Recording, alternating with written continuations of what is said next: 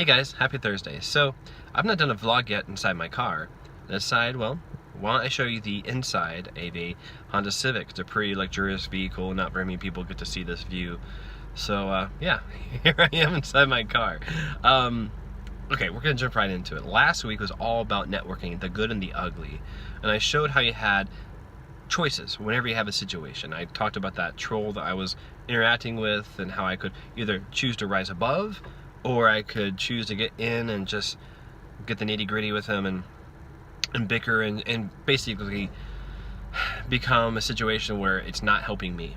And I also talked about how you have to balance your scope. You have to look at the long-term gains versus the short-term gains and what you're going to get out of that.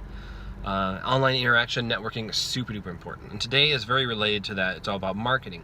I'm going to give you, I think, 2, maybe 3 examples of bad marketing and how I would have done this differently. What's really cool about this is not marketing for game audio type stuff. This is just marketing 101 that you can apply and you can evaluate across all kinds of disciplines. So this applies to everyone. So the first example is there is this tent that was positioned in a parking lot by an access road. Now, where the access road was, the tent was pretty far away. It wasn't close to the edge. It was pretty far away.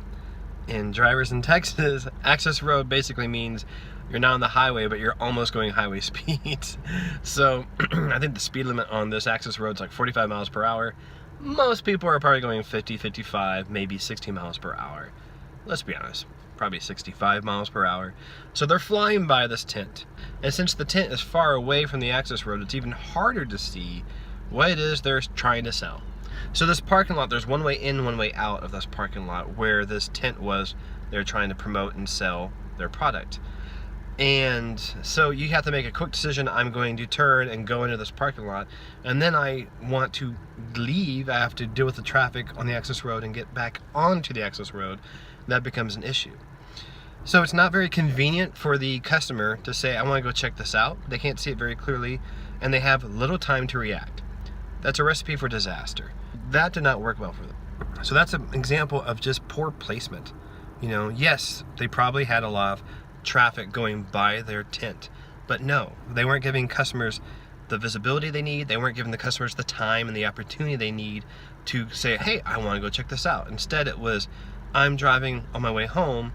Oh, there's a tent there. I wonder what they're selling.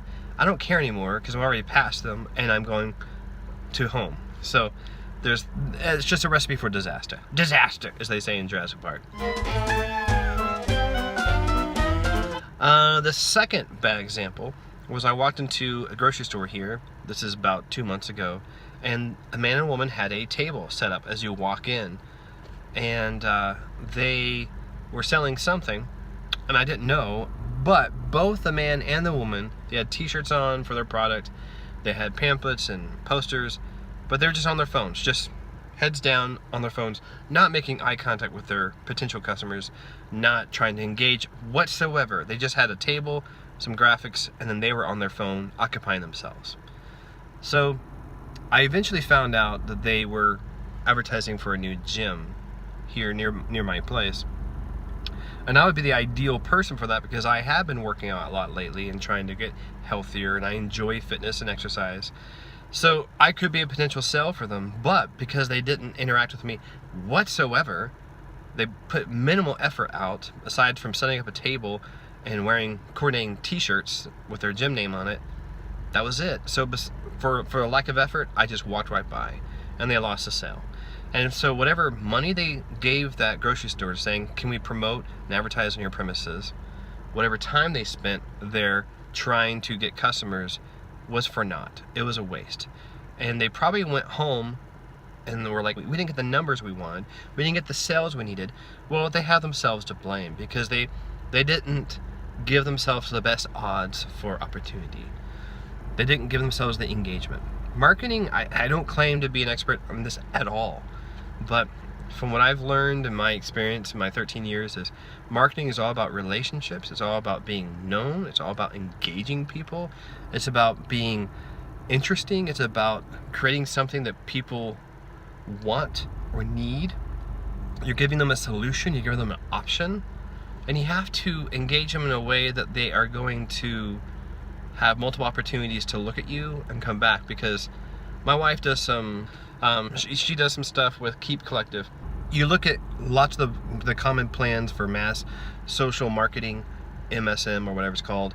They talk about you have to sometimes ping someone multiple times until you get an inquiry, until you get a bite. If these are perfect strangers and you're just kind of interrupting their day, that's even harder to grab their attention. So look at your marketing. Look at how you're positioning yourself.